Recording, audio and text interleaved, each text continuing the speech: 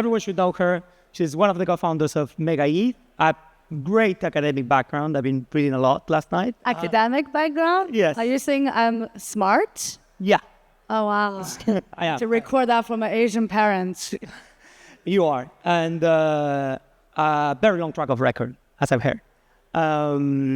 So tell us about MegaETH, a little bit about the tech behind it, so just to set the stage a little bit. Yeah, absolutely. So anyone here who has not heard of MegaETH? Fuck off. Sorry, that's my investor. So obviously they have not heard of MegaETH. They just aped in the last round. Anyone here who's technical? You actually write code. Okay, I see. I did not know you are technical. Actually, the guy launched Arbitrum, so he's actually really technical. So, okay, I think I have a gauge of the audience. So MegaETH is, I would say, a rare and almost like an anti-hero for Ethereum.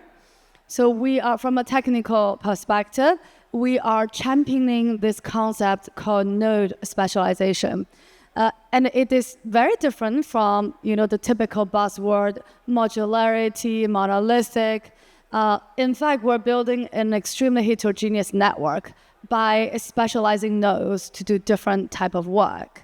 So for example, we have an extremely beefy sequencer. So what sequencer does is actually process producing block and produce transactions. And then to compensate on a centralized sequencer, we have extremely decentralized block validating network that you can actually run on your phone. I think it's going to be the lightest validating network. And then we also leverage what other people have done extremely well. So for example, we are borrowing Ethereum security as a settlement, and we're using EigenDA for data availability. So as a network together, what you're getting is we pick the technical component that's the best for what they're doing, and we piece them together as a whole. You're getting a network that's giving you 100,000 TPS and 10 millisecond latency. So what does it mean, right?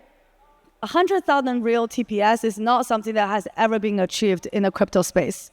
Right? Anyone who claims to have something bigger than that, they probably do not have decentralization. Like they're probably purely on some centralized server. So from a pure scale perspective, 100,000 TPS is already pretty impressive.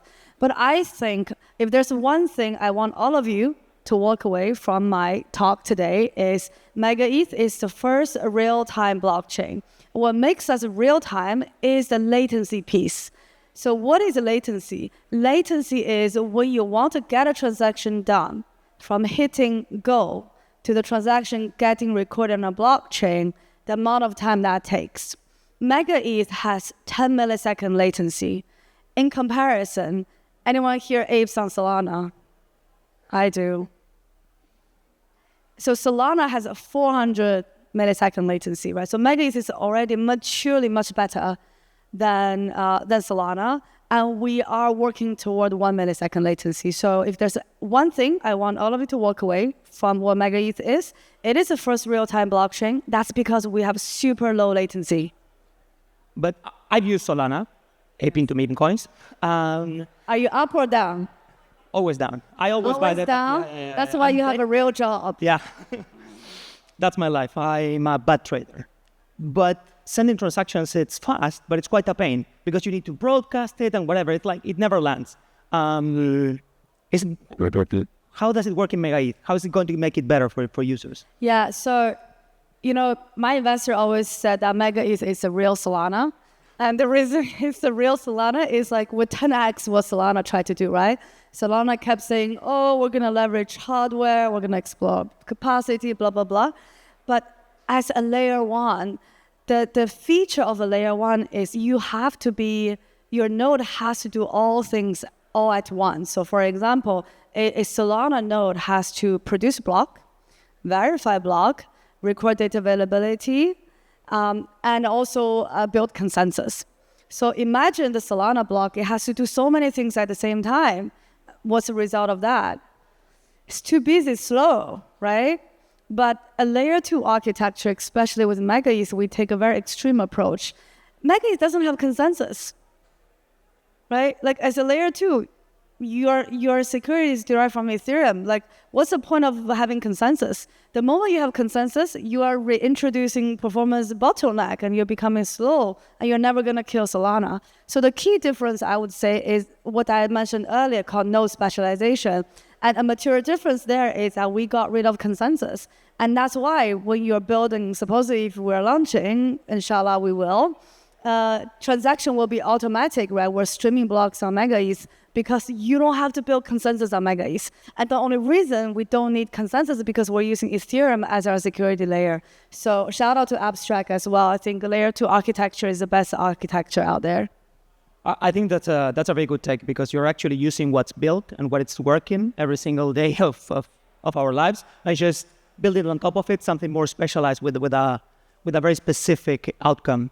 And talking about that, what do you envision is going to be built on top of MegaETH? What new applications or primitives? Yeah, absolutely. So we have I've been in crypto for 6 years, and majority of my time was at Consensus. Anyone here heard of Consensus? Yay! Anyone uses MetaMask?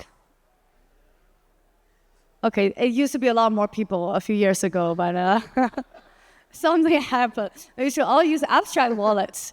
Bullish on Abstract. So I was at Consensus for 6 years. Before I left this year, I was leading our global business development. So I was covering like MetaMask, Infura. I sunset Truffle. I also sunset Quorum. I launched Linear from 0 to 1. And I've seen the ups and downs of all different blockchains. I was like pretty hyped on the Move ecosystem. I was pretty early on to Solana as well, because I had to go to Breakpoint and be like, is the chain even real? And turn out the chain is real. So all my time at Consensus, I realized one thing, right? Like in Ethereum world, we love everyone. Feels good, right? You can do this, you can do that.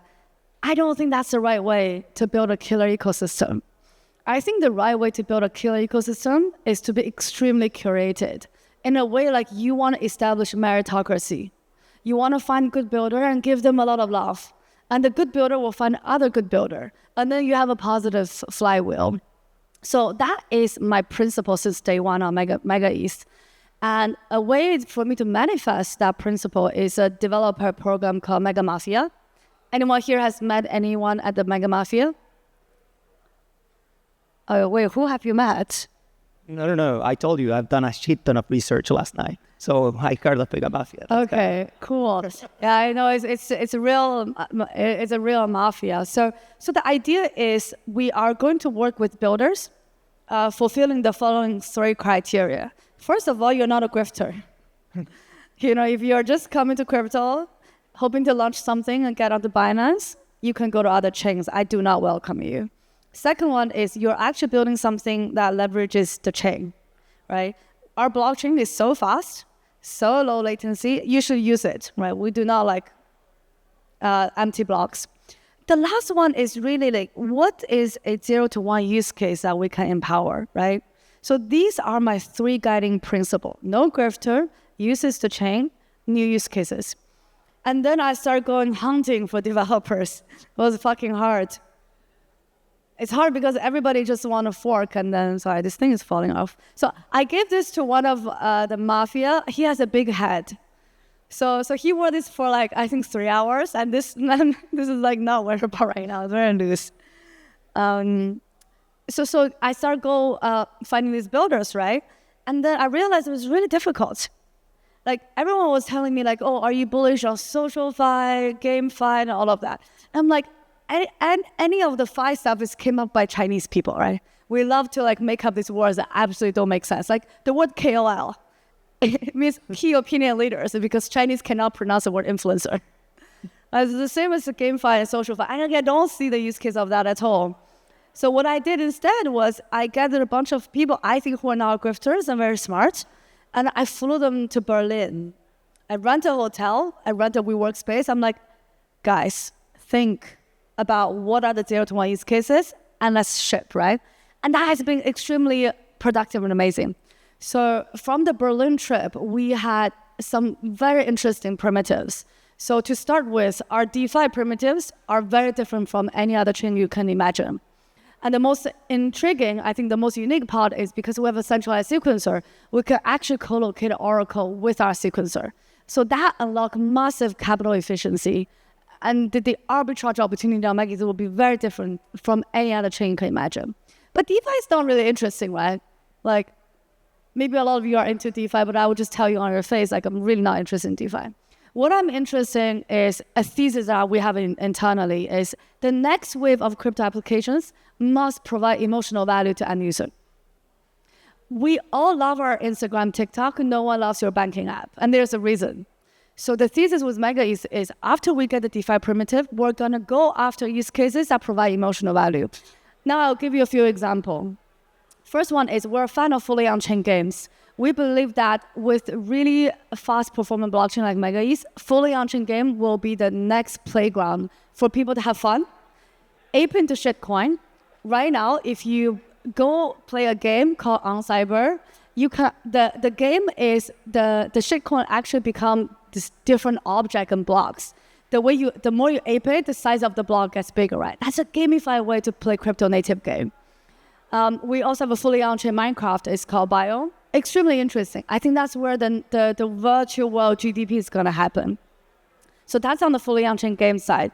We also have a project that's building a reality game show, right? Every day at 7 p.m., you go on the app, you play some sort of game, and you split the prize pool of $5 million. So imagine in Web 2, you go play a game, you split $50. In crypto, you split $5 million. So that shit is going to go real, right? But it's like uniquely enabled on crypto. And then we have some other wacky ideas.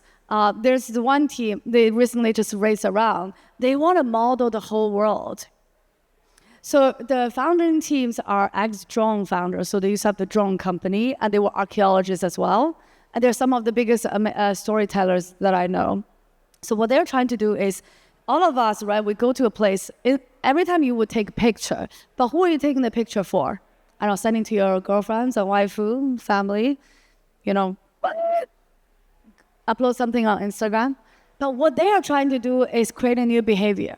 They are enabling you to create a 3D model from the picture you are taking. Right? That completely changed how people interact with the chain. And their goal is to model the entire fucking world. And I think that's a very novel and wacky and interesting idea. And one more case is we're a big fan of crypto and real world use cases. So we're working with a team called Lemonade. And you know, from outside, you might think like they're building some sort of decentralized Luma. But honestly, who likes a Luma on the event page? But what they're doing is very different. Their vision is to allow anyone to stand up their own Lemonade stand. That means owning their audience from an event perspective, have very granular view of who their audiences are, right? So think about you come to this event, Abstract, and I'm sorry I'm late. I deserve to be fucking slashed. But you guys who are on time, you need to be rewarded. And all of these are micro, very interesting interaction that needs to be logged on chain. Now you might ask me like, okay, so what? Like, you know, POAP tried this. I think POAP failed because there is no after effect action from POAP, right? You get the POAP and then so what?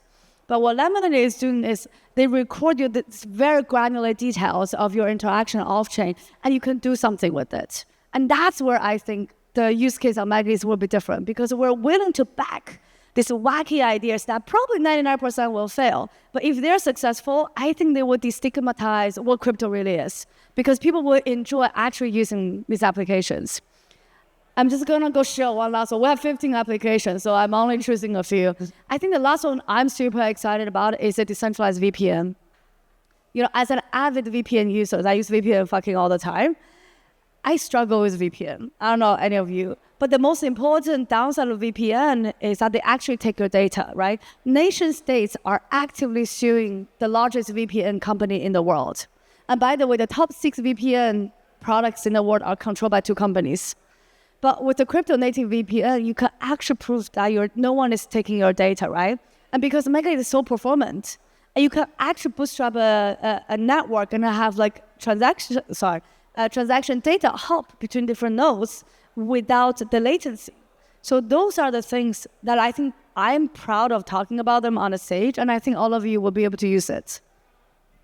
Yeah, I think that my takeaway from that is that you're doing a lot of effort to get people to build on top of the infrastructure, because you got some pushback, I guess, when you were launching MegaETH. Is yet another L2. We've heard that. So I think that chasing builders and just showing them the advantages and promoting whatever you're doing, it's very important. What are the challenges that you found when you were chasing and were trying to get these builders? Because I will tell you a tiny little thing. I went to a hackathon a few years ago. I was talking with hackers, and they were like, "Oh, no, we're not hacking because we're missing out on networking." And I was like, "Come on, guys, you can code. That's your networking." So how do you do to get these good builders that really want to hack and build crazy good applications? Yeah, I think you had two questions, right? First one is, how do we differentiate ourselves? And the second one is, how do we convince the builders? I think the first question is, every time I meet someone like co-founder MegaETH, and because the name MegaETH is so scammy, no one takes me seriously. That's true. I mean, honestly, the first time I read a white paper from my co-founder. It says like 1 million TPS mega rollup. I'm like, you sound scammy, but you also had a pretty difficult PhD from Stanford. So maybe there's something there. So I think the biggest difficulty is this name is fucking scammy, but trust. After some time, this name it's so mimetic, right? It's make Ethereum great again. Mega is 10 to the 6. I think there's something behind Mega. So give it some time, then you will actually love it. But joke aside, I think to us, it's a lot of education on what is our fundamental unlock as an architecture design. A lot of people actually did not know that MegaETH is building what Vitalik envisioned in 2021 in his paper called Endgame. Right? In the paper, he said the endgame of a scalable blockchain is where you have relatively centralized block production, aka relatively centralized sequencer, and a very decentralized block validating network, right? Our validators run on your phone. So we're literally building what Vitalik envisioned in 2021. So I oftentimes have to explain to people yo, this is not some scammy, make the sequencer dial up and then you just mega it, right? There's a deep reason and there's elegance behind it. I think the second part I need to explain to people was, what is so hard about it, right? If it's so obvious, Vitalik wrote about it in 2021, why hasn't anyone done it? Because you know what, in Ethereum, we love to build what Vitalik likes. And it turned out to be really difficult. And the difficult part is the bottleneck of EVM performance is the Merkle-Patricia tree. Right? People shit on EVM all the time, but they actually don't know what's the problem. The problem is a state tribe. So what MegaETH has done is we got rid of Merkle-Patricia tree completely, and we rewrote the state tribe. That's why MegaETH is a deep tech company, and no one has been able to do that except my co-founder. And I think the other part is my other co-founder, my CTO, is also the person who co-authored the data availability paper with Shuyao. So he's been very well known in the blockchain research space for the last 6 years. So these two people together deeply understand what a performant blockchain is. And then obviously you have me who yap all the time. I guess it's a good combo.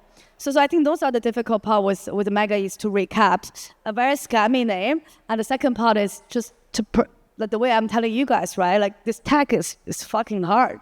And we're able to deliver it. And then in terms of getting developers on board, I used to be very salty on Ethereum developers because I was at MetaMask, right? And I see all the type of applications on MetaMask. We see the data of most widely used. And those apps all suck, right? It's all some sort of farming and dumping sort of shit. So I was very salty. But then I realized that the reason developers don't know what to build because we haven't inspired them. So I think my job to most of our Mega Mafia wasn't I'm selling block space, right? I'm selling them a dream. I'm telling them where do you want to spend your next 5 years? Do you want to be a slave labor in an AI company in Silicon Valley? Or you want to build the future of France? And if you are having the right person who's ambitious, more often than not, you will get them to build with Ethereum. So I think my role is really to inspire people to build novel application. And to a certain extent, I think MegaETH is extremely controversial because I oftentimes say no to builders. People often come to me and be like, oh, how can I build on MegaETH? And I would tell them, please don't. Sure. Because first of all, you're not building anything novel. I don't have time for you. Second of all, you want grant. I don't have grant. Right? Go somewhere you can have grant. I will make an introduction for you. Like the number of projects I've sent to Optimism, Arbitrum, or Polygon are huge because I don't think there's a fit. So fundamentally, I think I'm looking for developers who believe what I believe, and those who don't believe what I believe, or I think they're better off somewhere else, I will send them somewhere else. I don't think that, I think layer 2s are extremely synergistic. It's not PvP at all. Yeah, I agree on that. And you've always been super straightforward. I've heard you talk a lot of times, and you and the team are super straightforward. We need to wrap it up, unfortunately. Oh. What's the last thing that you want the audience to live with here? The last thing? Something that you want the audience to live with. So what is MegaETH? What else? Yes. Yeah, that's about it. No, but joke aside, I think, what do I want everyone? I think everyone sitting here should believe in something. I think every day I wake up, I'm like, there's so much shit in this industry, and sometimes you're just like fucking tired, and you're like, why am I here? But I encourage everyone to think about why you are here, and think about every single tiny action you can do will actually change other people's life. And so I want to add one more anecdote from today. I was at the Kaito Girls Con, and someone came up to me and he said, hey, you don't remember, but I want to say thank you. 2 years ago, I DM'd you on Twitter. You hop on a call with me and talk to me about quitting my TradFi job to go to crypto. And today I work in a crypto company. Thank you so much. And I don't even remember the guy, right? But I think like small action like this makes a big difference in other people's life and to our industry. So I really hope everybody believe in something and do something. That's a good one. Well, big applause for that being